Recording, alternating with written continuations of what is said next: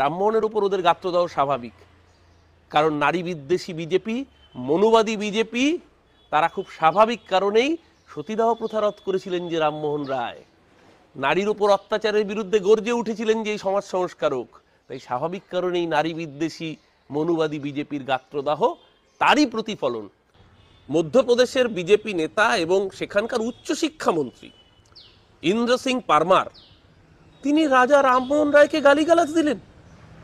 রাজা রামমোহন রায় নাকি ব্রিটিশের দালাল ছিলেন। কারা বলছে? যারা নিজেরা ব্রিটিশের দালালি করেছে। কারা বলেছে? যারা ব্রিটিশের কাছে মুচলেখা দিয়ে বলেছে আমি ব্রিটিশের অনুরক্ত থাকবো। আর কাকে বলছে? বাঙালির অন্যতম সেরা সমাজ সংস্কারককে, যেই বাঙালির প্রাণের বিনিময়ে দেশ স্বাধীনতা পেয়েছে। রাজা রামমোহন রায়কে গালিগালাজ, এটাই বিজেপি, এটাই ওদের চরিত্র। এই জন্যই আমরা ওদের বহিরাগত জমিদার বলি, যারা বাংলার সংস্কৃতি জানে না, যারা বাংলার মাটি চেনে না, যারা রাজা রামমোহন রায়ের অবদান জানে না।